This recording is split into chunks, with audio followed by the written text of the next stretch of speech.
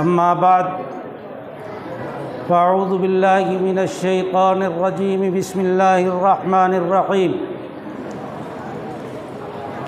انا عرضنا الامانة على السماوات والارض والجبال فابین ان يحملنها واشفقن منها وحملها الانسان انه كان ظلوما جهولا۔ صلی اللہ علیہ وسلم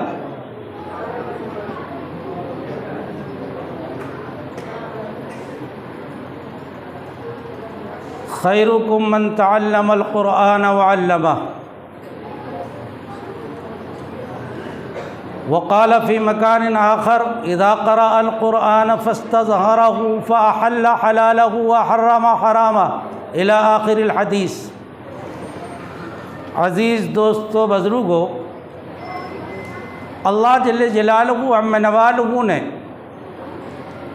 ہمارے اوپر جو کرم و احسان فرمایا، اگر رات میں بستر پر لیٹ کر ہم اس پر غور و فکر کریں تو دوستو عزیز و بزرگو، اللہ کا وہ احسان، اللہ کا وہ کرم جس کا ہم کسی قیمت پر شکر ادا نہیں کر سکتے۔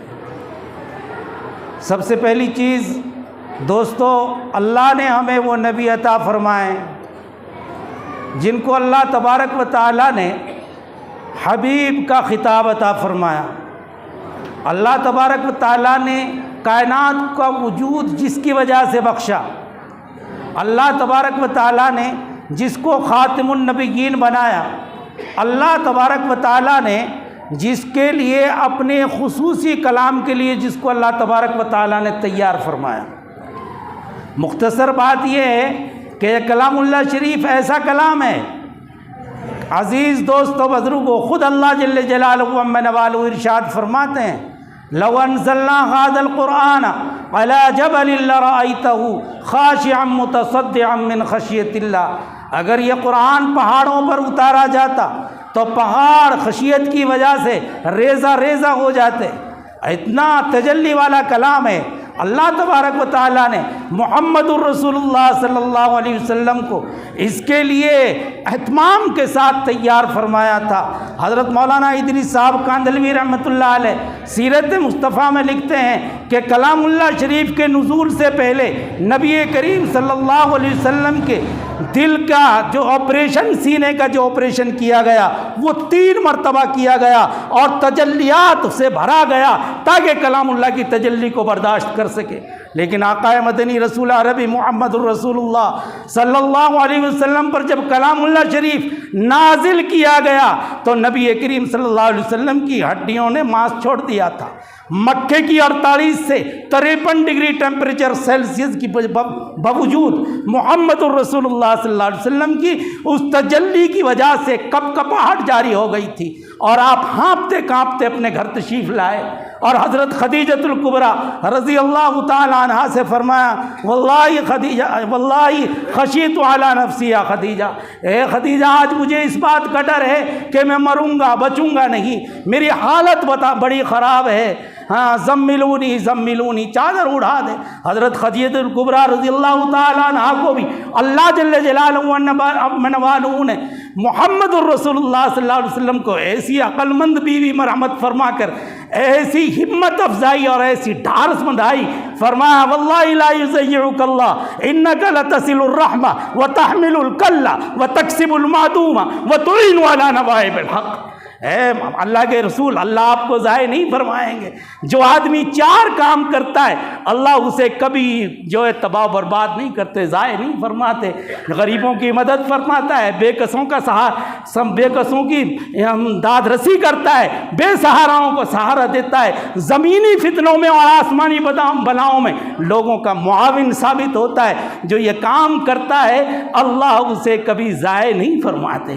نبی کریم صلی اللہ علیہ وسلم کے اوپر یہ کلام اللہ شریف، اسی طرح دوسری جگہ یہ کلام اللہ شریف ایسا معمولی کلام نہیں ہے۔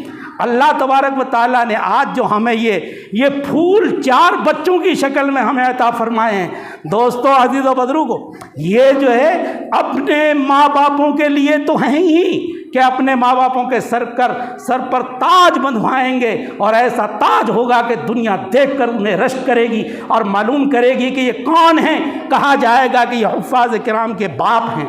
دوستو، ماں باپ ہیں، لیکن آپ حضرات بھی اس سے دور نہیں ہیں۔ آپ محمد الرسول اللہ صلی اللہ علیہ وسلم نے ارشاد فرمایا، اغدو عالما او متعلما او مستمعا او محبا ولا تکن الخامس فتہلک۔ ارے سب سے پہلی ہر آدمی کی ذمہ داری ہے کہ وہ عالم بنے۔